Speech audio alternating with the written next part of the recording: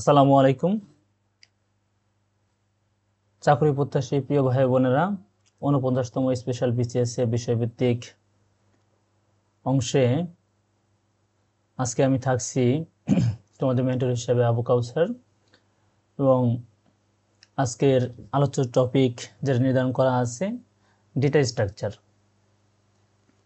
তো data structure টপিকের মধ্যে যতগুলো টপিক কভার করা হবে, সত্যি কথা বলতে সবগুলোই মজার অনেক, বাট অনেক বেশি লেন্দি সিলেবাস। তো আমি চেষ্টা করেছি কনসাইজ করার জন্য, এবং এই পুরো আজকে তৃতীয় ক্লাসটাকে দুইটা সেগমেন্টেশনে ভাগ করার, যাতে তোমাদের বুঝতে সুবিধা হয় এবং এক্সারসাইজ করতে সুবিধা হয়। তো প্রথম পার্টে আমি array, link list, stack, queue, matrix, recursion application এই পোর্শনটা দেখানোর চেষ্টা করেছি, এবং সেকেন্ড পার্টে বাইনারি ট্রি এবং একই সাথে বাইনারি সার্চ ট্রি এবং গ্রাফের রিপ্রেজেন্টেশন এবং ট্রাভার্সাল নিয়ে আলোচনা করার চেষ্টা করেছি। তো শুরুতেই আমরা আজকে দেখে নেব অ্যারে। অ্যারে আর কিছুই না, অ্যারে হলো লিনিয়ার ডেটা স্ট্রাকচার, যেটা কি করবে, যে কালেকশন অফ এলিমেন্টস, তো অনেকগুলো এলিমেন্টের যে কালেকশনটা সেটা সেম ডেটা টাইপের হতে হবে। যেমন আমরা যদি একটু চিন্তা করি, আমি এখানে একটা উদাহরণ দিই। সাপোজ সি প্রোগ্রামিং দিয়ে একটা উদাহরণ দিচ্ছি। ইন্টিজার, এখানে লিখলাম নাম্বার 3, এটা দিলাম, এটা হলো ইন্ডেক্স, ভেরিয়েবল নেম, এবং এখানে ডেটা টাইপ।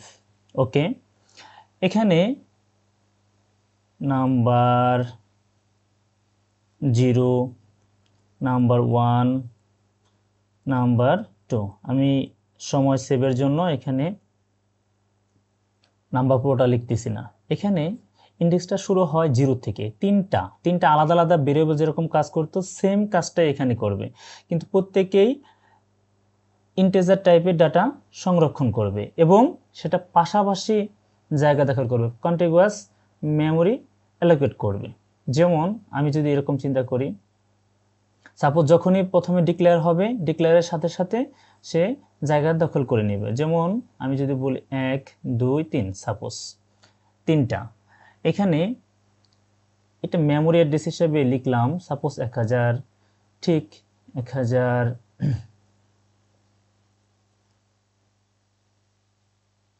1, 1002, এরকম। এটা হলো আমার মেমোরি অ্যাড্রেস, মেমোরি অ্যাড্রেস। তো এই মেমোরি অ্যাড্রেসে আমার যে কোনো ভ্যালু আমার এখানে থাকতে পারে, ইন্টিজার টাইপের ভ্যালু। সে ফর এক্সাম্পল একটা দিলাম 5, 1, 10, এবং এটার ইন্ডেক্সিংটা শুরু হবে 0 থেকে, 0, 1 এবং 2। এখানে আমরা যেমন আমরা হল লাইফ ভার্সিটিতে যে হল লাইফটা কাটাইছি, হল লাইফে যেমন আমাদের রুমগুলা পর একটার পর একটা, যেমন 101, 102, 103, 104 এরকম থাকে, আমরা সেটাগুলোকে আমরা একটু কনসিডার করতে পারি আমাদের মেমোরি অ্যাড্রেস হিসেবে। এবং এই প্রত্যেকটা মেমোরি অ্যাড্রেসে আমার এই নোটটাতে, আমার এই কন্টেনারে একটা করে ডাটা থাকবে। কি টাইপের ডাটা সেটা আমরা অলরেডি ডিক্লেয়ার করে দিয়েছি, ইন্টিজার টাইপ, সেটা অন্য টাইপও হতে পারে। তো এখানে আমরা বুঝতে পারলাম যে আমাদের মূল ইটা হলো যে এলিমেন্টগুলো থাকবে, এই যে is item stored in an array is called element. এর মধ্যে যে আইটেমগুলো স্টোর করা হবে সেগুলো হলো আসলে এলিমেন্ট হিসেবে বিবেচিত হবে, ট্রিট করা হবে, এবং ইন্ডেক্সিংটা অলরেডি আমরা বলে ফেলেছি। আচ্ছা, তো এইখানে আমি যদি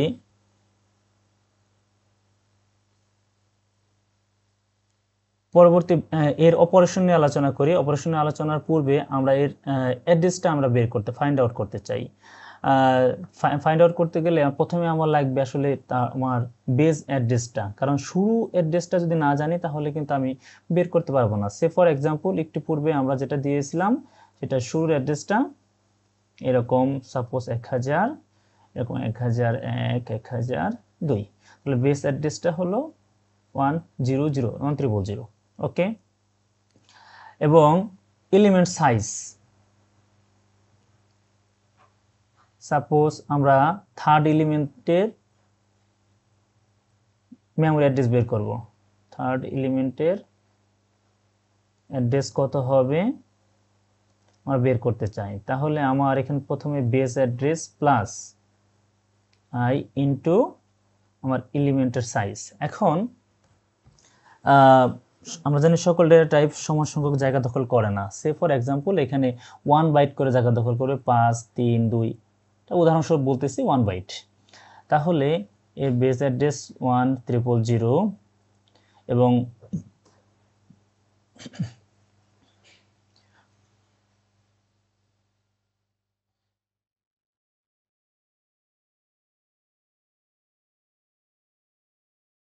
এখানে যেহেতু আয়ের ভ্যালু ইন্ডেক্সিং ভ্যালুটা 0, 1 এবং 2, একটা করে কম থাকবে 2 এবং তার মেমোরি বাইটটা হলো 1, দ্যাট মিনস 2 আমার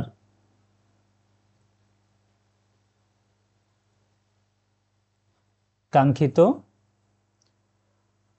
অ্যাড্রেসটা আমরা পেয়ে গেলাম। তো এভাবে আমরা যে কোনো মেমোরির মানে যে কোনো কন্টেইনারের কিন্তু অ্যাড্রেসটা বের করতে পারি, যেহেতু এটা কন্টিগুয়াস মেমোরি অ্যালোকেট করবে। তো এখানে বেসিক অপারেশন হিসেবে সাধারণত যে ধরনের অন্যান্য অ্যালগরিদমেও বা অন্যান্য ডেটা স্ট্রাকচারও কিন্তু এরকমই অপারেশনগুলো করা হয়, যে ট্রাভার্স আমার যে কোনো আমি অ্যারের যে এলিমেন্টগুলো রাখা আছে আমি সেগুলোকে যে কোনো ধরনের অ্যাক্সেস করতে পারি। এখানে আসলে প্রিন্ট করছে, প্রিন্ট না, যে কোনো অপারেশন আমি করতে পারি। তো পূর্বে আমরা সেখানে আমরা ট্রাভার্স করি এবং আমরা নতুন করে কোনো কিছু অ্যাড করি, যে কোনো ইন্ডেক্সে যে কোনো এলিমেন্টে অ্যাড করতে পারি। আমার যদি প্রয়োজন হয় সেটাকে আমরা ডিলিট করতে পারি। আমরা কোয়েরি কোড সার্চ, আপডেট এবং একই সাথে ডিসপ্লে, এটা আসলে অ্যাকচুয়াল এরকম দরকার নেই। তারপরে এখানে দেওয়া হয়েছে displace the contents of the array, যে অ্যারেতে কি কি কত ধরনের কন্টেন্ট আছে বা কতগুলো কন্টেন্ট আছে আমি সবগুলো শো করতে চাই, সেগুলো করার জন্য আমার ডিসপ্লে অপারেশনটা ব্যবহার করা হয়। সো এখানে আমরা বেসিক অপারেশন হিসেবে ট্রাভার্স, ইনসার্ট, ডিলিট, এটা আসলে মূল। এরপরে সার্চ, আপডেট বা ডিলিট, ডিসপ্লে, এগুলো তো গতানুগতিক একটা প্রক্রিয়া, এটা আমরা অলরেডি প্রোগ্রামিং করার সময় দেখেছি। যদি আমরা অ্যারের অ্যাডভান্টেজ নিয়ে আলোচনা করতে চাই, তো এটা ফাস্ট অ্যাক্সেস। কেন? কারণটা হলো এর কন্টিগুয়াস মেমোরি এবং ফিক্সড এলিমেন্ট সাইজের কারণে।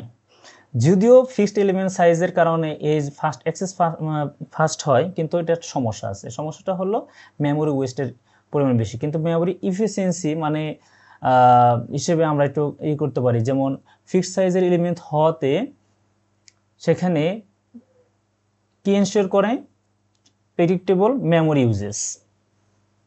যেমন ইন্টিজার, ফ্লোটিং টাইপ, ডাবল টাইপের ডাটা নিয়ে যখন আমরা কাজ করি সেক্ষেত্রে মেমোরি এফিসিয়েন্সি হয়। তথাপি আমি অলরেডি বলে ফেলছি, যেহেতু প্রথমেই ডিক্লেয়ার করার সময় আমি যদি ডিক্লেয়ার করি সাপোজ ইন্টিজার এ 500, বাট আমার লাগবে এখন অলরেডি 500টা এরকম ইন্টিজার টাইপের ভ্যালুর জন্য অলরেডি পাশাপাশি জায়গা সে দখল করে ফেলছে। এখন আমার লাগতেছে 10টা, বাকি কিন্তু 490টা আমি আনইউজড অবস্থায় পড়ছে। এটা মেমোরির খুব ওয়েস্ট।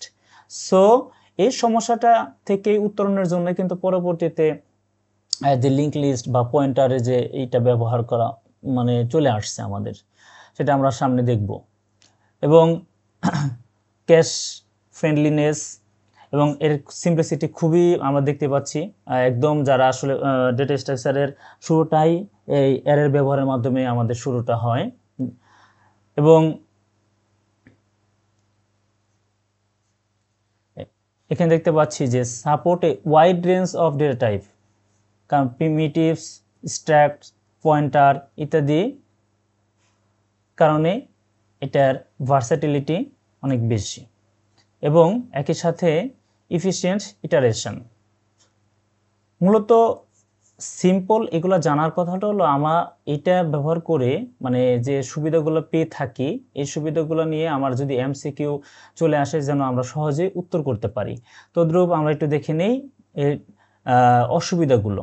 ওই যে আমি অলরেডি বলছি যে ফিক্সড সাইজ হওয়াতে একটা অসুবিধা, মেমোরি ওয়েস্টটা বেশি হয়ে যায়, আর এটা একই সমগোত্রীয় শ্রেণীর একটা কনস্ট্যান্ট বিধিনিষেধ আছে, এটা প্রবলেম।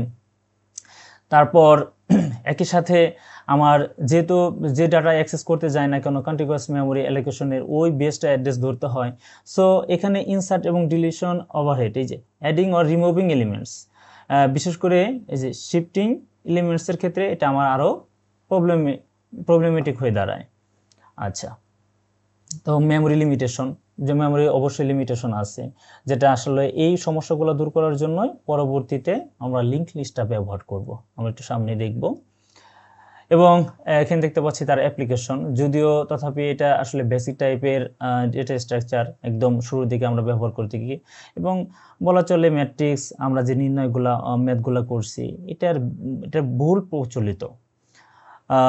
ডেটা স্টোরেজের ক্ষেত্রে, লুকআপ টেবিলের ক্ষেত্রে, ম্যাট্রিক্স, স্ট্যাক্স, কিউ, গ্রাফিক্যাল রিপ্রেজেন্টেশনের ক্ষেত্রে, ডেটাবেস এবং ক্যাশিং ইত্যাদির ক্ষেত্রে এর বহুল ব্যবহার হয়ে থাকে। ওকে, লিঙ্ক লিস্ট। এবার আসি এই সমস্যাটাকে, যেহেতু যে সমস্যাগুলো আমরা দেখলাম এই সমস্যাটাকে অনেকটা রিকভার করার জন্য আসলে লিঙ্ক লিস্টের ব্যবহার করা হয়েছে, যাতে আমার মেমোরির ওয়েস্টটা কমে যায় এবং খুব চমৎকারভাবে আমরা ডেটা নিয়ে কাজ করতে পারি। সেই জন্য আসলে মূলত লিঙ্ক লিস্ট। তো লিঙ্ক লিস্ট এটাও কিন্তু লিনিয়ার ডেটা স্ট্রাকচার। এখন অনেক সময় প্রশ্ন চলে আসে লিনিয়ার নন লিনিয়ার। তো লিনিয়ার ডেটা স্ট্রাকচারের মধ্যে যে আমরা যেটা অলরেডি দেখলাম অ্যারে, লিঙ্ক লিস্ট, এগুলো লিনিয়ার ডেটা স্ট্রাকচার। আমার গ্রাফ ট্রি এগুলো নন লিনিয়ার, সেগুলো আমরা সামনে দেখব। ওকে, এখানে মজার ব্যাপার হলো যে কন্টেইনার আমরা দেখেছি এখানে দুটো করে, প্রতিটা নোট দুটো টার্মের উপর ভিত্তি করে প্রতিষ্ঠিত, একটা হলো ডেটা এবং অ্যাড্রেস। প্রতিটা নোডে আমার কি থাকবে, কিছু ডেটা থাকবে, এলিমেন্ট থাকবে এবং অ্যাড্রেস থাকবে। এই অ্যাড্রেসটা কি মিন করে, এই অ্যাড্রেসটা লোকেট করবে পরবর্তী কোন কন্টেইনারকে সে লোকেট করবে, পয়েন্ট আউট করবে। এটা হলো তো মূলত মেন কথা। এখানে এখানে মেন কাজ করার জন্য আসলে মূলত আমরা হেডটাকেই প্রায়োরিটি দেব, যেহেতু অনেকগুলো নোট আছে, কোনটা থেকে শুরু হবে সেটা বোঝানোর জন্য আসলে মূলত এই হেড পয়েন্টারটা ব্যবহার করা হয়। এবং এইটা আমার বিভিন্ন নোডে যখন ট্রাভার্স করবে বা যাবে এবং সেটার উপর ভিত্তি করে আমরা ইনসার্ট করব, ডিলিট করব বা অন্যান্য যে অপারেশনগুলো আছে সেগুলো আমরা ইজিলি করতে পারি। এবং মজার ব্যাপার হলো এটা এমসিকিউতে আসে, হেড পয়েন্টারটা কোথায় ব্যবহৃত হয়, হেড পয়েন্টারে লিঙ্ক লিস্টে ব্যবহার করা হয়। এবং একদম শেষ নোডের, যেমন এখানে আছে নেক্সট এখানটা নেক্সট হলো কি, অ্যাড্রেস, কার অ্যাড্রেস, এই কন্টেইনারের অ্যাড্রেসটা এখানে লোকেট করবে। সেমভাবে এই নেক্সটের মাধ্যমে এই কন্টেইনার করবে। তাহলে একদম সর্বশেষ নোড যেটা থাকবে সেটা কাকে, ওই অ্যাড্রেসটাই করবে, সেটা কাউকে করবে না, সেটা করবে নাল। এটা কিন্তু এমসিকিউতে খুব বেশি চলে আসে, সেটা আমাদের লক্ষ্য রাখতে হবে। ওকে, এখানে আমরা লিঙ্ক লিস্টের একটা রিপ্রেজেন্টেশন দেখতে পাচ্ছি। লিঙ্ক লিস্টের রিপ্রেজেন্টেশনে আমরা ডেটা আইটেম অলরেডি আমরা আলোচনা করছি এবং an address of another node, ওই নোডের অ্যাড্রেস না কিন্তু অন্য একটা নোডের অ্যাড্রেসটাকে লোড করবে। এখানে আমরা সি প্রোগ্রামিংয়ের যে স্ট্রাকচার সেটার মাধ্যমে সাধারণত এই লিঙ্ক লিস্টের ডেটা আইটেম এবং নেক্সট নোডের ব্যবহারটাকে বা এই রেফারেন্সটাকে এখানে তুলে আনা হয়েছে। যেহেতু সময় কম আমরা এবার কোডে যাচ্ছি না। গত সেকেন্ড ক্লাসে আমি অনেক কিছুই কোড দ্বারা দেখানোর চেষ্টা করেছি। আসলে কোড দ্বারা দেখালে আরও বেশি ক্লিয়ার হওয়া যেত, কিন্তু অনেক বেশি সময় লাগবে, যেহেতু অনেকগুলো ডেটা স্ট্রাকচার টপিক আমাকে কভার করতে হবে, সেক্ষেত্রে এটা আমি স্কিপ করে যাচ্ছি। এখানে সবচেয়ে গুরুত্বপূর্ণ হলো অ্যারে, এবং যেগুলো আমি বলতেছি যে কোন পয়েন্টারটা ব্যবহার করা হচ্ছে, শেষে কোন পয়েন্টারটা ব্যবহার করা হচ্ছে, এর টাইম কমপ্লেক্সিটি। আমি আবারও বলে দিই, সকল ডেটা স্ট্রাকচারের যত ধরনের আমি ডাটা স্ট্রাকচার পড়বো, টাইম কমপ্লেক্সিটি আমার দরকার, সেজন্য আমি একটা টেবিলও অলরেডি এটা প্রোভাইড করেছি, তোমরা পেয়ে যাবে। এবং একসাথে প্র্যাকটিস করার জন্য প্রচুর আমি এমসিকিউ দিয়েছি, সেটাও আশা করি তোমরা পেয়ে যাবে। টাইম কমপ্লেক্সিটি আমরা দেখে নেব, এখান থেকে প্রশ্ন আসার সম্ভাবনা অনেক বেশি। ওকে, এখানে আমরা কয়েক ধরনের লিঙ্ক লিস্ট দেখব, তার মধ্যে সিঙ্গলি, ডাবল লিঙ্ক লিস্ট বা ডাবলি লিঙ্ক লিস্ট যেটা আমরা বলে থাকি। তো যেটা ইতিপূর্বে দেখলাম এটা কিন্তু আমরা অলরেডি পড়ে ফেলেছি। এখন আমি পরবর্তীটাতে যাই যে একটা পয়েন্টার আমরা অ্যাড করব to the previous node in a double link list. আচ্ছা, এখন আগেরটা কি ছিল, একদম সিকোয়েন্সিয়াল ছিল, এখানেও সিকোয়েন্সিয়াল, তবে একটা পার্থক্য আছে। পার্থক্যটা হলো এখানে আগের কন্টেইনারে কিন্তু দুটো পার্ট, ডেটা এবং নেক্সট। এখানে আমরা দেখতে পাচ্ছি প্রিভিয়াস নামে একটা আলাদা পোর্শন বা দেওয়া হয়েছে, অ্যাড করা হয়েছে। প্রিভিয়াস আগে শুধু ছিল ডেটা এবং নেক্সট। আচ্ছা, এটা তো হওয়াতে সুবিধা কি, যে এখানে প্রিভিয়াস কাকে কি কোনটা ছিল, কোন অ্যাড্রেসটা ছিল, সেটাও আমার একসাথে যেমন বুঝতেছে কোন প্রতিটা নোডের ক্ষেত্রে, এবং নেক্সট অ্যাড্রেসটা কোন নোডের অ্যাড্রেসটাকে ধারণ করবে সেটাও কিন্তু আমি একসাথে পেয়ে যাচ্ছি। সো এটা বেশি মোর ইফেক্টিভ, মানে প্রতিটা কন্টেইনার দুটো করে অ্যাড্রেস ধারণ করবে, সে প্রিভিয়াস কোন নোডের অ্যাড্রেসটাকে ছিল আর নেক্সট কোনটাকে সে পয়েন্ট আউট করবে, লোকেট করবে, সেটাও কিন্তু আমরা এখানে দেখতে পাচ্ছি। আচ্ছা, সো ডিরেকশনটা হবে কি, যেহেতু প্রিভিয়াস এবং নেক্সট, সো একটা হবে ফরওয়ার্ড এবং ব্যাকওয়ার্ড। ওকে, সার্কুলার লিঙ্ক লিস্টে সবচেয়ে মজার জিনিসটা হলো সার্কুলার, এখানে একটা প্রশ্ন চলে আসে, আমি একটু স্কিপ করে যাচ্ছিলাম, যে প্রথমে যে হেড, আচ্ছা হেড দ্বারা তো সাধারণত কোন প্রথম যে নোড আছে নোডটাকে আমি কি করলাম, অ্যাড্রেসিং করলাম। তো অ্যাড্রেসিং করতে গিয়ে তাহলে প্রথম নোডের প্রিভিয়াসটা কি হবে, প্রিভিয়াসটা কিন্তু হবে কি নাল। এখানে আমার শেষের সিঙ্গলি লিঙ্ক লিস্টের কি ছিল, একদম লাস্ট কন্টেইনারের যেটা থাকবে নোডের নেক্সট অ্যাড্রেসটা হবে নাল, এখানে কিন্তু একটু ব্যতিক্রম, এবং এটার শেষেরটাও কিন্তু এখানে নাল আছে। সো কারণ প্রথম নোডের একদম ফার্স্ট নোড যদি আমি চিন্তা করি, এটাকে একটা লাস্ট নোড চিন্তা করি, তাহলে আমাদের কাছে একদম ক্লিয়ার হয়ে যাবে ফার্স্ট নোডের প্রিভিয়াস তো নাই, সেজন্য নাল, এবং লাস্ট নোডের কাকে অ্যাড্রেস করবে, কাউকে অ্যাড্রেস করবে না, সেই জন্য এটা নাল। ওকে, এখানে সার্কুলার লিঙ্ক লিস্ট আমরা বুঝতে পারতেছি অলরেডি, এটা কিন্তু তাই বোঝাচ্ছে একদম এখানে আমার হওয়ার কথা ছিল যদি নাল, কিন্তু না, এই শেষের একদম লাস্ট যে নোড আছে, নোড কি করবে, নেক্সট কাকে অ্যাড্রেসিং করবে, একদম ফার্স্টকে, তাহলে কি অলরেডি চক্রাকার কিন্তু হয়ে গেছে। সো এটা হলো সার্কুলার লিঙ্ক লিস্ট। এখান থেকে যে কোনোভাবে হোক পয়েন্টার দিয়ে বা কাকে অ্যাড্রেসিং করবে, এই অনুযায়ী কিন্তু আসলে মূলত প্রশ্নটা হতে পারে, এবং এটা কি করবে, একটা সার্কুলার লুপ গঠন করবে। ওকে, এখানে সুবিধার মধ্যে যদি আমরা দেখি, এটা আসলে ডাইনামিক সাইজ এবং খুব বেশি ইফিশিয়েন্ট, আমি বলছিলাম যে ইনসারশন এবং ডিলিশনের ক্ষেত্রে, যেটা আমাদের এর ক্ষেত্রে প্রবলেম ছিল, এবং মেমোরি অ্যালোকেশনের ক্ষেত্রে খুব বেশি ফ্লেক্সিবল, সেটা আর কোনো প্রবলেম নাই। ঠিক আছে, এটা আগেরটা ছিল কন্টিনিউয়াসলি মেমোরি অ্যালোকেশন, এর ক্ষেত্রে এটা হলো আমার নন কন্টিনিউয়াসলি। ওকে, আমার এই যে অলরেডি এটা আমি তোমাদের কয়েকবার বলেছি, যেহেতু আমাদের মেমোরির ওয়েস্টের একটা ব্যাপার ছিল, সেটা কিন্তু আমরা এখানে ইনশাল্লাহ রিমুভ করে ফেলেছি। আচ্ছা, ইজি অফ অর্গানাইজেশনটা আবার রিঅর্গানাইজেশনটা করা খুবই সহজ। এটার কিছু আবার অসুবিধাও আছে, এটা খুব আসলে স্লো, যেহেতু ওই এখানে অনেকগুলা অ্যাড্রেসিং করতে হয়, যেহেতু কোন প্রকারের নোট ব্যবহার করব সেটার উপর ডিপেন্ড করে। সো সেজন্যই আসলে মূলত এখানে এটা অ্যাক্সেস টাইমটা আসলে খুব স্লো এবং মেমোরি ওভারহেড হওয়ার একটা সম্ভাবনা থাকে এবং ক্যাশ পারফরমেন্সটা খুব পুর, কমপ্লেক্সিটি বেশি বাট এবং ইরোর হওয়ার অনেকটা রিস্ক থেকে যায়, যেহেতু পয়েন্টার বেসড স্ট্রাকচার ব্যবহার করা হয়। সো পয়েন্টার বেসড স্ট্রাকচারেই কিন্তু আসলে এটার সম্ভাবনা বেড়ে দেয় যে ইরোরের সম্ভাবনাটা বেড়ে যায়।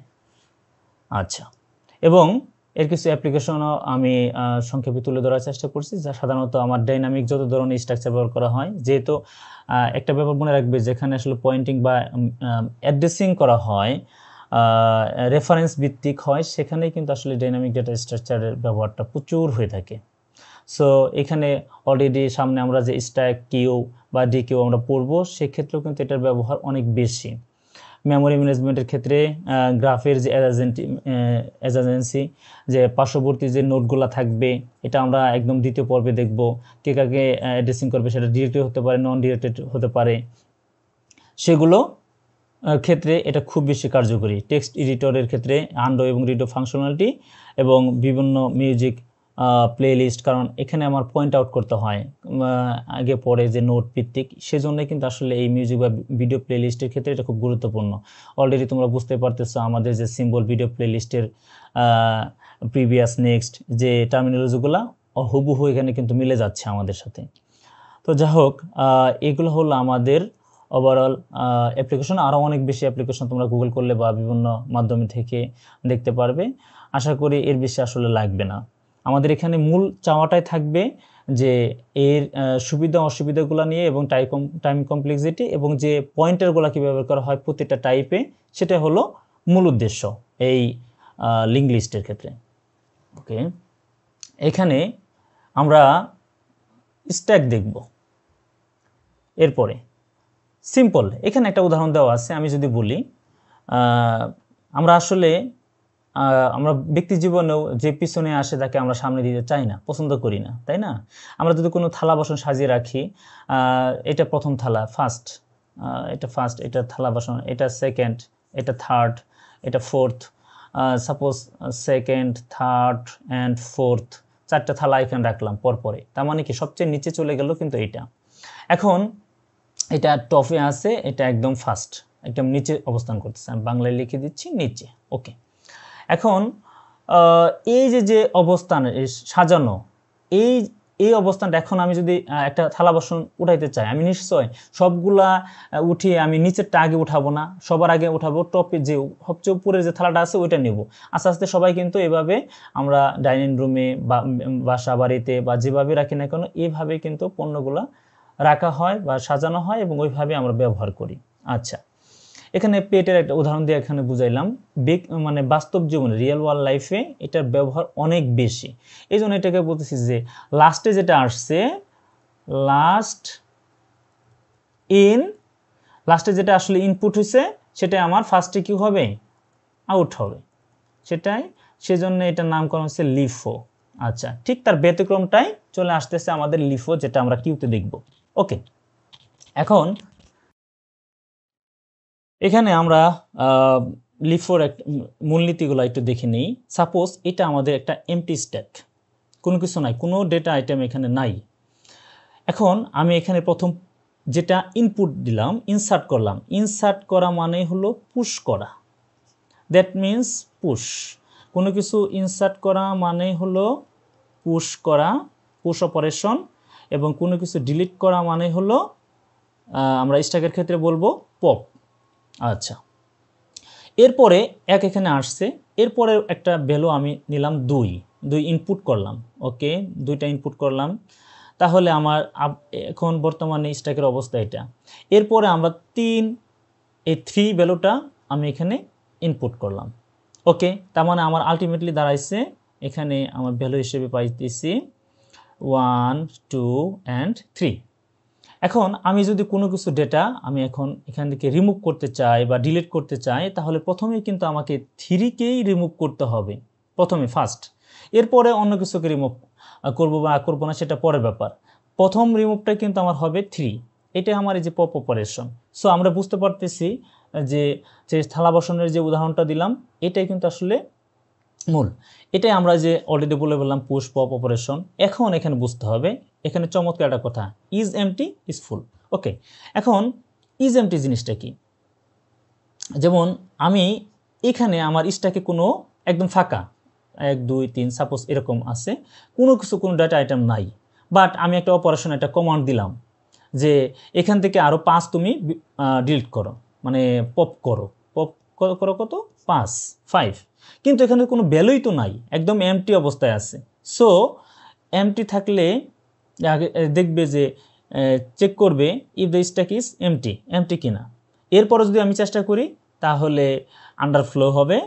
আর যদি আমার এরকম হয় যে না 1 2 3 সাপোজ এরকম আছে 5 6 8 সাপোজ এরকম স্ট্যাকটা ফুল অবস্থায় আছে, কিন্তু এরপরেও আমি আবারও ইনসার্ট করার জন্য মানে পুশ করার চেষ্টা করতেছি, কোনো কিছু পুশ করার চেষ্টা করতেছি 9 ভ্যালুটা, কিন্তু আমার মেমোরির সাইজ তো আমার নাই, মানে অলরেডি ফিল আপ, মানে স্ট্যাকটা ফিল আপ হয়ে গেছে, কোনো জায়গা নেই, তাহলে সেক্ষেত্রে এটা হবে ওভারফ্লো। দ্যাট মিন্স আমার চেক করবে যে স্ট্যাক ফুল কি না, দ্যাট মিন্স ইজ ফুল একটা অপারেশন করবে। এটা বেসিক অপারেশন একদমই ওকে। এখানে আমরা অলরেডি বলছি তোমরা যে কাজটা করবা, যত ধরনের ডেটা স্ট্রাকচার আমরা পড়বো বা দেখব প্রত্যেকটার ক্ষেত্রে টাইম কমপ্লেক্সিটিটা আমরা একটু বের করে নিব বা আলাদা একটা টেবিলে সাজিয়ে নিলে আমাদের জন্য সুবিধা হবে, টাইম কমপ্লেক্সিটি বা স্পেস কমপ্লেক্সিটি। তো যা হোক, এখানে অ্যারে বেস যেহেতু ইমপ্লিমেন্টেশনের ক্ষেত্রে আমার পুশ এবং পপ অপারেশনের ক্ষেত্রে আসলে এটার কনস্ট্যান্ট টাইমটা নেয়, এটাকে আমরা বিগ ও অফ 1।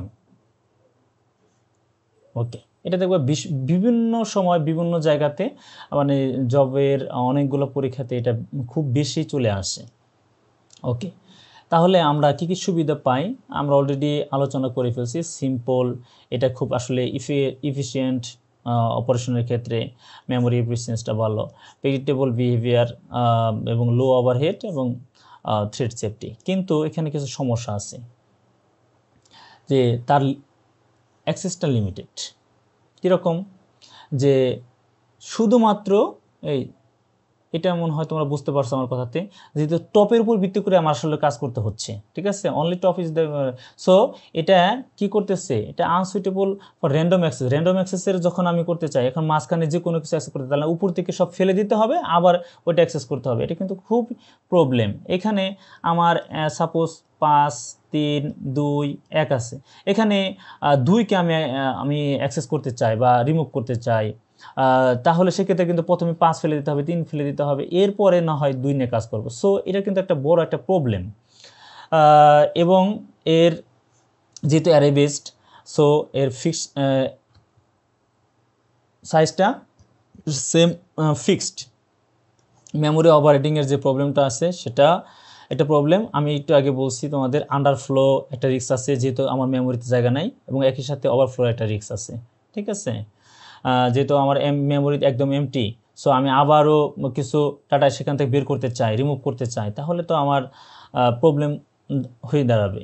এবং সবচেয়ে বড় কথা হলো ফাংশন কল ম্যানেজমেন্টের ক্ষেত্রে এটার অ্যাপ্লিকেশনটা খুব বেশি হয়ে থাকে, ঠিক আছে। ওকে, এখন আমরা একটু দেখে নেই যে queue already LIFO last in first আউটের বিপরীতটা হলো ফার্স্ট ইন ফার্স্ট আউট, যে আগে আসবে সে পাবে। তাহলে আমি লাইনে খুব স্বাভাবিকভাবে ব্যাংকে আমি টাকা তোলার জন্য লাইনে দাঁড়াইছি, আমি স্বাভাবিকভাবে কাউকে, আমি আগে আসছি, আমাকে সার্ভ করা হবে, আমি আগে অ্যাক্সেস নেব, আমার ট্রানজ্যাকশন শেষ হলে দেন আমার পিছনে যিনি আসছেন তিনি পাবেন।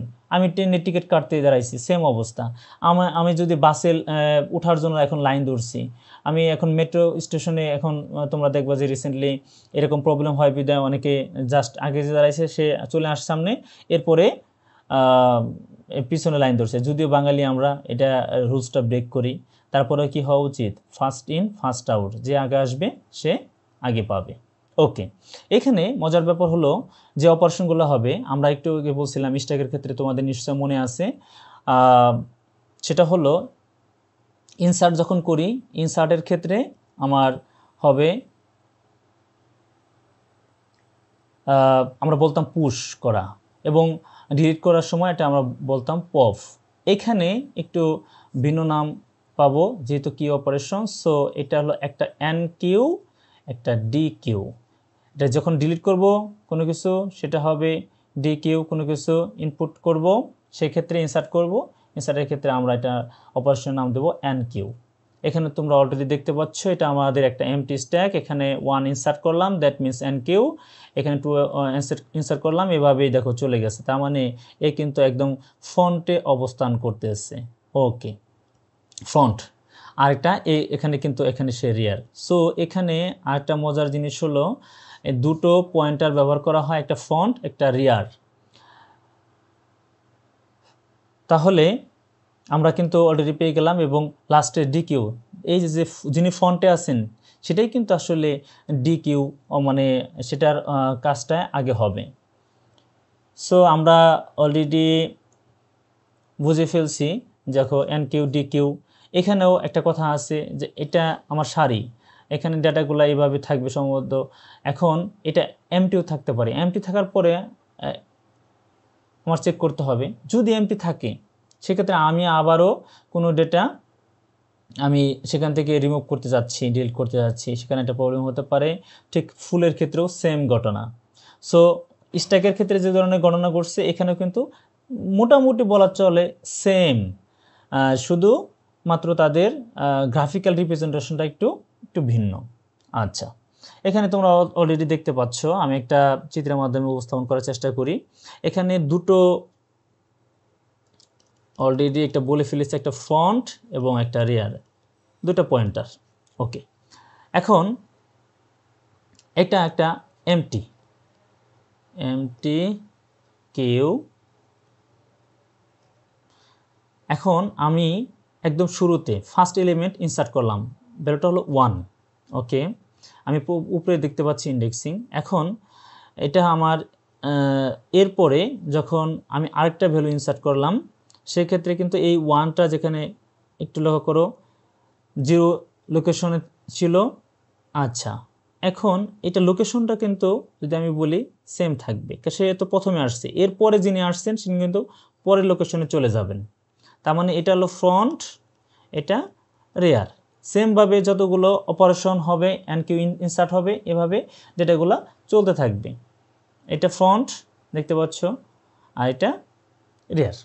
ওকে, এখন আমি যদি কাউকে এখান থেকে অপসারণ করতে চাই তাহলে কাকে করতে হবে, প্রথমটা থেকে কিন্তু অপসারণ করতে হবে। এখন 1কে যদি আমি বাদ দিয়ে দিই এখান থেকে, তাহলে এই পরে সামনে থাকবে কি, এখন 1 তো চলে গেল, 2 এই ভ্যালুটা থাকবে এবং সে হবে ফ্রন্ট।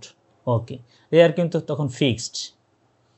সো যখন আমি ইনসার্ট করতেছি তখন front side fixed, but rare side আস্তে আস্তে কী করতে হবে, বাড়তে থাকবে, মানে ইন্ডেক্সিংটা বাড়তে থাকবে 2 3 4 এভাবে। কিন্তু যখন আমি কোনো কিছু ডিলিট করব সেক্ষেত্রে কিন্তু আমি দেখতে পাচ্ছি কি রেয়ার যেটা আছে সেটা একদম ফিক্সড এবং কনস্ট্যান্ট অবস্থায় আছে, এবং আস্তে আস্তে আমার কি ফ্রন্টের ভ্যালুটা কমতে থাকবে, মানে প্রথম থেকে বাদ চলে যাবে।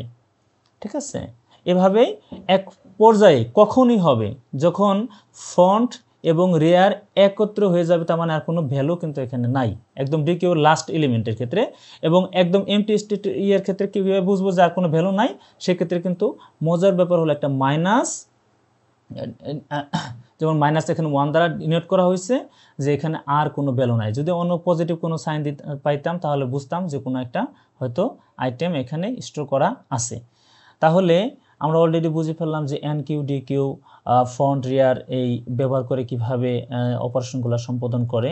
এটা খুবই মজার ছিল। এখানে তোমরা এর কিছু লিমিটেশন দেখে নিবা। যে লিমিটেশনটা কি, যে আমি এখানে যদি বলি after a bit of enqueuing and dequeuing the size of queue has been reduced. আচ্ছা, এটা হলো আমাদের মূল প্রবলেম। এটা কিউ এর একটা প্রবলেম যে একটা বিট এনকিউ এবং ডিকিউইং এর ক্ষেত্রে কিউ এর সাইজটা আমার কি রিডিউস হয়ে যায়। এটা একটা বড় একটা প্রবলেম। আচ্ছা, এখানে আমরা এর কিছু সুবিধা দেখে নেই। এটা অলরেডি এখানে তোমরা একটু দেখে নিও। এটা খুব বেশি আহামরি কিছু না, এটা খুব সহজ।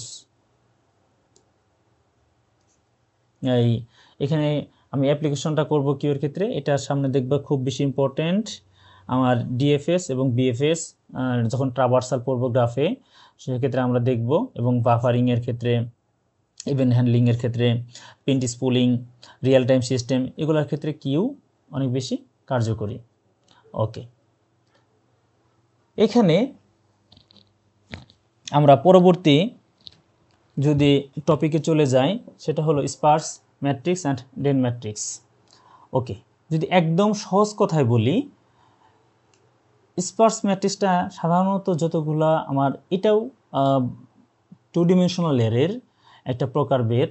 তো এখানে যে জিরো ভ্যালু দ্বারা উপস্থাপন করা মেজরিটি এলিমেন্টটা কি থাকবে,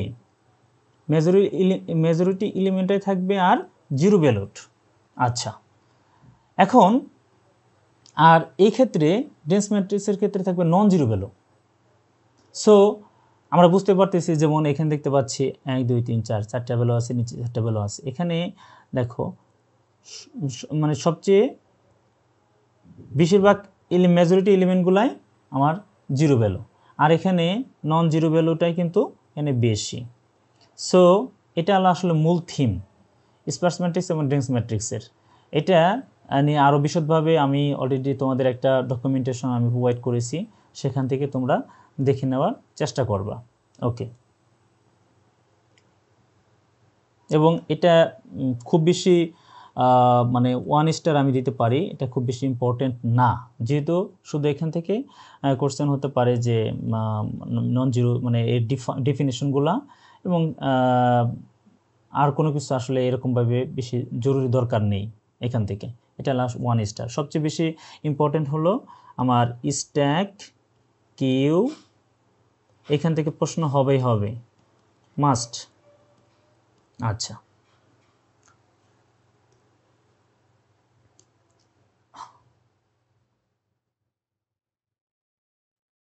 এখানে তোমরা সেমভাবে ডেন্স ম্যাট্রিক্সের আমি আলাদা একটা ওই একই জিনিস যেটা বলছি সেই ডেফিনেশনটা এখানে দেওয়া আছে, যে 2D অ্যারেতে আমার এটা রিপ্রেজেন্ট করা আছে, সেটা কি হবে নন জিরো। ওকে ওকে, এখন চলে আসি আমাদের পরবর্তী মানে আজকের লাস্ট টপিক, পার্ট 1 এর লাস্ট টপিক, সেটা হলো রিকারশন অ্যাপ্লিকেশন। আমরা প্রোগ্রামিং সিতে যখন একদম শুরুর দিকে প্রোগ্রামিং করি, সবারই মনে থাকার কথা যে যখন ফ্যাক্টোরিয়াল সংখ্যা বের করতাম, ফিবোনাক্কি সিরিজ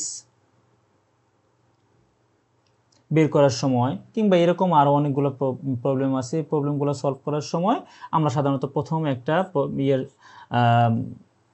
দেখা পাই, সেটা হলো রিকারশন। মানে যখন আমরা প্রথম ডেফিনেশনটা শিখি, এরকমভাবে আমার মনে আছে এখনও শিখছিলাম, যে ফাংশন নিজে নিজেকে কল করতে পারে। তো প্রথমে আমার মনে হলো যে ফাংশন নিজে নিজেকে কল করে কীরকম ব্যাপার, মানে একই রকম ধারা যদি আমি বলি এরকম, suppose 5 factorial, that means 5 × 4 × 3 × 2 × 1, 4 factorial, that means 4 × 3 × 2 × 1। ওকে, আচ্ছা, এখন যদি আমি এটাকে বলি, তার মানে এটাও কিন্তু 4 ফ্যাক্টোরিয়াল। সো এটাকে আমরা দিতে পারি কি 4 ফ্যাক্টোরিয়াল। এটাকে যদি আমি বলি তাহলে n ফ্যাক্টোরিয়াল বা 5 ফ্যাক্টোরিয়াল সমান কত হবে, 5 × 4 ফ্যাক্টোরিয়াল, দ্যাট মিনস 5 × 5 - 1 ফ্যাক্টোরিয়াল। তার মানে এটাকে যদি আমি n দ্বারা ডিনোট করার চেষ্টা করি, n factorial, n × n - 1 factorial. তার মানে এই যে ভ্যালুটাকে আমি যদি একটা ভ্যালু আমি তার বের করতে পারি, এইরকম একই ধারা আমি ফেলে সেম লুপের মধ্যেই অটোমেটিক সে তার ভ্যালুটা আইডেন্টিফাই করতে হবে। তবে তার একটা বেস ভ্যালু এখানে ধরতে হয়, যেমন 1 এর ফ্যাক্টোরিয়াল যখন আমরা বের করি তখন মান আসলে 1, এবং 0-র যে ফ্যাক্টোরিয়াল চলে আসতে পারে সেক্ষেত্রেও মান 1। তো এই বেস ভ্যালুটা যদি আমি ডিফাইন করে প্রথমে ফিক্স করে দেই, এবং যাতে আর কোনো প্রবলেম আমার বা অন্য কোনো ভ্যালু না চলে আসে। ওকে, তো সেক্ষেত্রে এই রিকারশনের এই প্রবলেমটা বাস্তব জীবনে আমি বলবো যে বড় বড় যত প্রবলেম আছে ইআরপি লেভেলের বা বড় প্রবলেম ম্যাথমেটিক্যাল এবং লজিক্যাল যে আমরা প্রবলেমগুলো দেখি, বিশেষ করে গেমিং বা বিভিন্ন গ্রাফিক্যাল ইউজার ইন্টারফেসের ক্ষেত্রে আসলে ম্যাক্সিমাম ক্ষেত্রে এইটার ব্যবহারটা অনেক বেশি। সেই জন্য একটা টপিক এখানে করা হয়েছে রিকারশনের অ্যাপ্লিকেশনগুলো। তো ট্রি এবং গ্রাফের যে ট্রাভার্সাল সেক্ষেত্রে আমাদের কাজে লাগবে, এখানে আমরা পাবো। তারপর ডিভাইড অ্যান্ড কনকার অ্যালগরিদমে, ডাইনামিক প্রোগ্রামিংয়ের ক্ষেত্রে, ব্যাকট্র্যাকিং অ্যালগরিদমের ক্ষেত্রে, এবং পার্সিংয়ের ক্ষেত্রে, ম্যাথমেটিক্যাল আমি অলরেডি বলে ফেলছি, ম্যাথমেটিক্যাল কম্পিটিশনের ক্ষেত্রে অনেক বেশি, এবং ফ্যাক্টর জিওমেট্রিক অ্যালগরিদমের ক্ষেত্রে। তারপরে যে গেম ডেভেলপমেন্ট অলরেডি এটা আমি আলোচনা করলাম।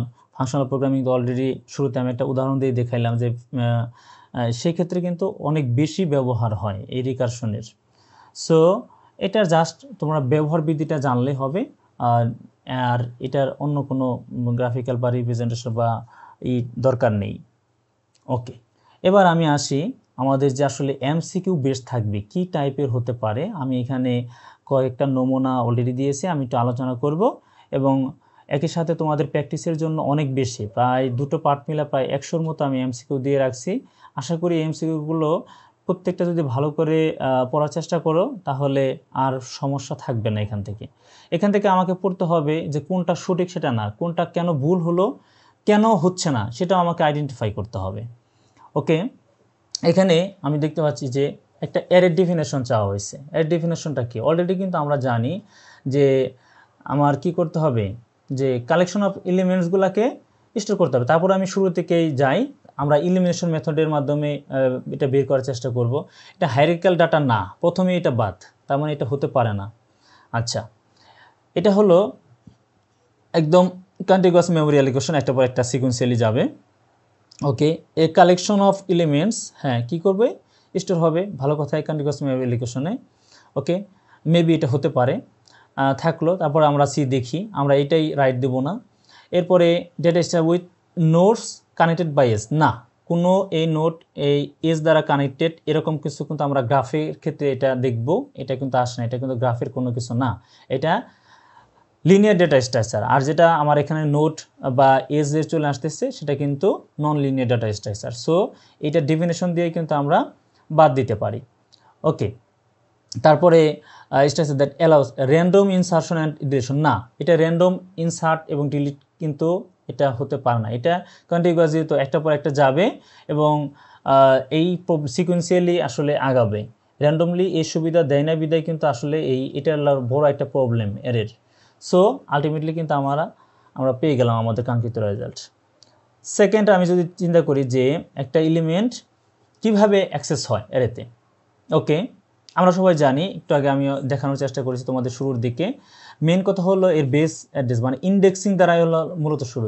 ইন্ডেক্সিংটা শুরু হয় থেকে 0 থেকে 0, 1, 2, 3 এভাবে ইন্ডেক্সিংটা শুরু হয়। ঠিক আছে, আমরা যদি নাম্বারের উদাহরণ দিয়েছিলাম, নাম্বার খুব সম্ভবত 3। ওকে, ইন্টিজার নাম্বার, এত তার মানে ইন্টিজার টাইপের 3টা নাম্বার, কি কি নাম্বার, ভ্যালু, একটাকে আলাদা একটা ভেরিয়েবল হবে, এরকম সাপোজ 5 দিলাম, তার মানে এইটার ভ্যালু কিন্তু এখন 5, নাম্বার 1, নাম্বার 2।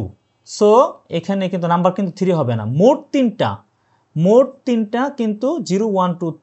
সো 0, 1, 2 মানে হলো এখানে 3টা ভ্যালু অলরেডি আমরা পেয়ে গেছি। তার মানে আলটিমেটলি কিন্তু আমরা ইন্ডেক্স বা সাবস্ক্রিপ্ট বলে এটাকে, সাবস্ক্রিপ্টের মাধ্যমে আমরা এটাকে অ্যাক্সেস করি।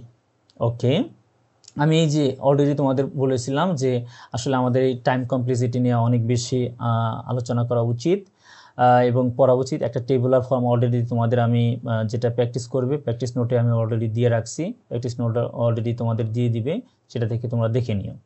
ওকে, বিগ অফ এন এটা অলরেডি আমরা জানি, যেহেতু কনস্ট্যান্ট টাইম এটার ইনসারশন এবং ডিলিশনের ক্ষেত্রে। আচ্ছা, এই যে আসছে যে একটা অ্যারের কি কি অসুবিধা, তাহলে আমরা একটু দেখি যে array can not be accessed randomly. আচ্ছা, এটা তো ওকে, ফিক্সড সাইজের, হ্যাঁ আমার বিভিন্ন প্রোগ্রামিং ল্যাঙ্গুয়েজে এটার সাইজটা ফিক্সড। তোমরা একটু পূর্বে যদি স্ক্রল করো তাহলে দেখতে পারবা যে আমার শুরুর দিকে যেটা ছিল ফিক্সড সাইজ, এটা একটা বড় একটা প্রবলেম। আচ্ছা, ইনসারশন এবং ডিলিশন অপারেশনটা আমার স্লো, কারণটা হলো প্রথমে আমার এটা বেস অ্যাড্রেস ধরতে হবে, তারপরে ওই নির্দিষ্ট লোকেশনে যেতে হবে, তারপর তাকে আমি অ্যাক্সেস করব। সো অ্যাক্সেস করলেই না হয় সেটা আমি ইনসার্ট হতে পারে, সেটা ডিলিট হতে পারে, বা আদার্স অপারেশন হতে পারে, বা আপডেট হতে পারে।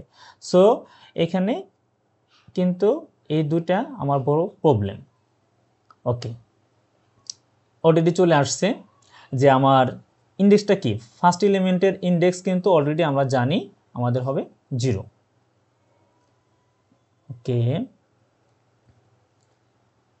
আচ্ছা, এখানে আমার বলা আছে which operation is inefficient fixed size array. Fixed size অ্যারের ক্ষেত্রে কোন অপারেশনটা আমার ইনএফিশিয়েন্ট।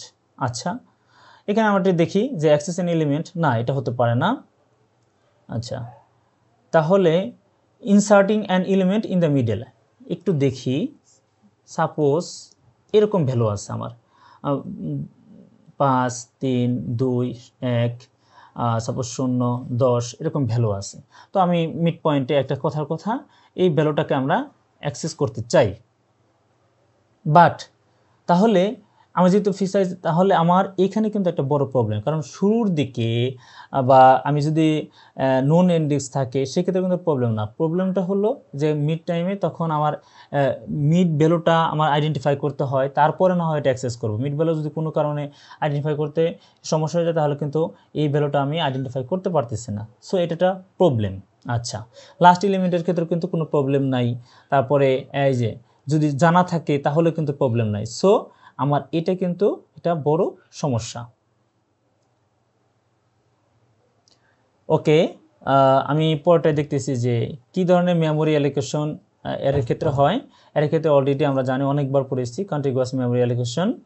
এবং পরের প্রশ্নে আমরা দেখতে পাচ্ছি যে which of the following can be stored in array. Okay, same টাইপের ডাটা। ওকে, আমরা যদি ডেফিনেশনটা একদম শুরুর দিকে দেখো, আমি এখানে অলরেডি বর্ণনা করার চেষ্টা করছি সেম টাইপের ডেটা। ওকে,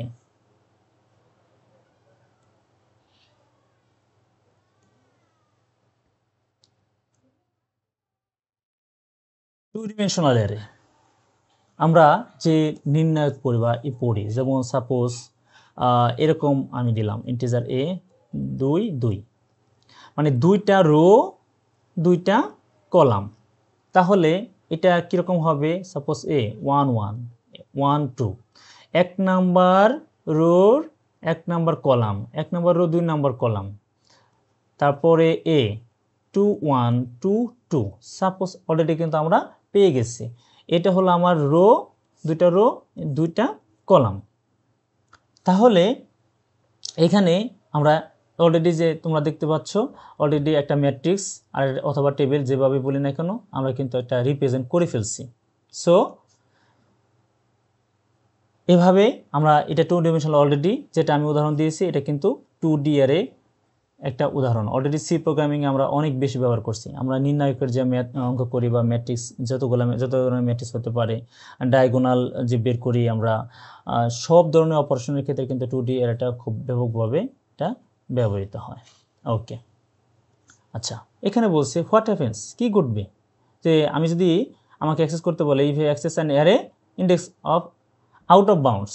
আচ্ছা, আউট অফ বাউন্ডের ইন্ডেক্স আমি নাই, সাপোজ ইন্টিজার n5 আমি ফিক্সড করে দিচ্ছি, তখন কয় হবে ইন্ডেক্সটা 5টা অ্যালোকেশন হবে, 5টা 4টা 5টা। ওকে, বাট আমি এখন 6 নাম্বারটা আমি ব্যবহার করতে চাচ্ছি, তাহলে কি হবে, অবশ্যই এটা রান টাইম ইরোর হবে, এটা ইরোর দেখাবে, অথবা আনডিফাইন্ড একটা বিহেভিয়ার সৃষ্টি হতে পারে, যে কোনো কিছু হতে পারে। কারণ এই 6 নাম্বার ভ্যালু এটা যদি 0তে চিন্তা করি n0 এভাবে 1 2 3 and 4 4 দিলে কিন্তু মোট 5টা হয়ে যায়। আমি যদি n5 আমি ধরতে চাই তাহলে কিন্তু আমি পাবো না এখানে, কারণ 0 থেকে 4 পর্যন্ত মোট 5টা ভেরিয়েবল কিন্তু আমি অ্যাক্সেস করে ফেলছি।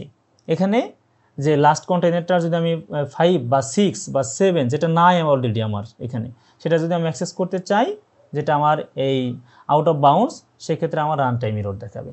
ওকে, এবার তোমাদের জন্য এখানে দেখতে পাচ্ছ, এখানে আমি অলরেডি একটা প্র্যাকটিস বা যেটা তোমরা প্র্যাকটিস করবে আরও বিশদ আকারে এখানে দিয়ে রেখেছি।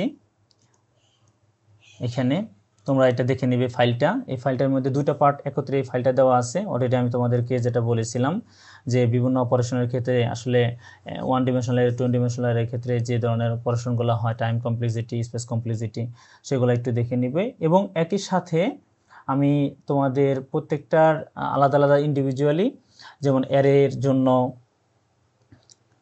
এবং একই সাথে কিউ, প্রত্যেকটার জন্য অ্যারে স্ট্যাক কিউ তোমরা দেখতে পাবে, প্রত্যেকটার জন্য কিন্তু আমি আলাদা আলাদা আমি দিয়ে রেখেছি প্র্যাকটিস করার জন্য। আশা করি এখান থেকে প্র্যাকটিস করলে অনেক বেশি তোমরা লাভবান হতে পারবে এবং খুব অল্প সময়ে সিলেবাসটা শেষ করতে পারবে। যেমন স্ট্যাকটা আমরা বুঝতে পারতেছি, এটা হলো লাস্ট ইন ফার্স্ট আউট একটা প্রিন্সিপালে কাজ করে। সো এটা কিন্তু আমাদের জন্য ইজি, মাত্র আমরা পড়েছি, ঠিক আছে। এটা যখন কি করবে, top of the element remove করবে, মানে ডিলিট করবে। কি করবে, ডিলিট করা মানে হলো পপ, আর ইনসার্ট করা মানে হলো পুশ। সো আমরা কিন্তু বুঝতে পারতেছি এনকিউ তো হবেই না, পিক তো হবেই না। আচ্ছা, সো এইভাবে কিন্তু আমরা মূলত আমাদের এই প্র্যাকটিসগুলো করতে পারি। যেমন এখানে বলা আছে, এখানে অলরেডি আমরা পড়ছি যে টাইম কমপ্লেক্সিটি পুশ অপারেশনের ক্ষেত্রে যদি অ্যারে বেসড হয়ে যায়, সেক্ষেত্রে এটা কনস্ট্যান্ট ভিগো অফ 1। সো এখানে কিন্তু আমরা অলরেডি দেখব এবং প্রত্যেকটা টপিক তোমরা ধরে ধরে এখানে পড়বে এবং কেন হলো না, কেন এটা হলো, অ্যান্সার দুটো অ্যান্সারই খুঁজে বের করার চেষ্টা করবে। কেন হচ্ছে না, কেন হলো, তাহলেই কিন্তু আমার এখানে প্রবলেমগুলো ইজিলি সলভ হবে এবং আশা করি তোমরা বেশ ভালো একটা মার্ক ক্যারি করতে পারবে। তো ধন্যবাদ পার্ট 1-এ। আমি পার্ট 2-তে ইনশাল্লাহ গ্রাফের অ্যালগরিদমগুলো নিয়ে আলোচনা করার চেষ্টা করব এবং কিভাবে এটা ট্রাভার্সাল পর্যন্ত দেখানোর চেষ্টা করব। তো সে পর্যন্ত সকলের শুভকামনা। আর আমার চেষ্টার মধ্যে যদি কোনো ত্রুটি থাকে আমি ক্ষমা চেয়ে নিচ্ছি। আশা করি নেক্সট ক্লাসে যদি আমি ফিডব্যাক পাই তাহলে আরও বেশি ভালো করার চেষ্টা করব। সে পর্যন্ত সকলের প্রতি শুভকামনা। আল্লাহ হাফিজ।